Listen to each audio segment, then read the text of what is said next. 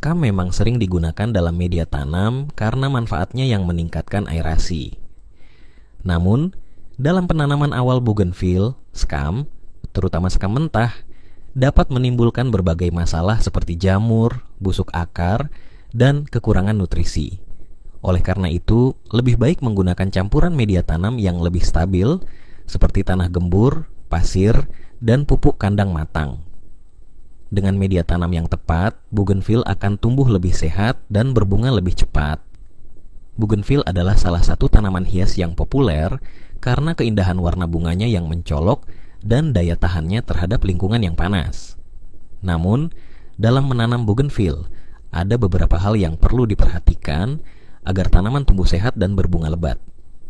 Salah satu kesalahan yang sering dilakukan oleh para penghobi tanaman adalah menggunakan scam sebagai media tanam utama saat menanam awal bougainville. Mengapa scam tidak direkomendasikan? Scam sering digunakan dalam campuran media tanam karena sifatnya yang ringan dan dapat meningkatkan aerasi tanah. Namun, dalam kasus bougainville, penggunaan scam yang berlebihan justru bisa berbahaya, terutama bagi tanaman muda yang baru ditanam.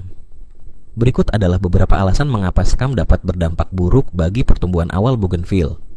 Scam, terutama scam mentah yang belum melalui proses fermentasi atau pembakaran, memiliki kecenderungan menjadi tempat berkembangnya jamur. Jamur yang tumbuh pada scam bisa menyerang akar tanaman muda, menyebabkan pembusukan akar yang akhirnya membuat tanaman sulit tumbuh atau bahkan mati. Scam memiliki sifat menyerap dan menyimpan air dalam jumlah cukup besar. Jika media tanam terlalu lembab, akar bougainville yang seharusnya mendapatkan sirkulasi udara yang baik justru akan terendam dalam kelembapan berlebihan.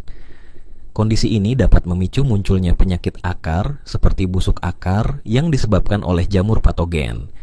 Scam mentah yang belum terurai sempurna juga dapat menghambat penyerapan nutrisi oleh akar tanaman.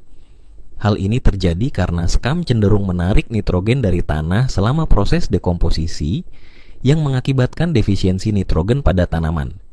Bougainville yang kekurangan nitrogen akan tumbuh kerdil dan sulit berbunga. Bougainville menyukai media tanam yang cepat kering dan memiliki drainase yang baik.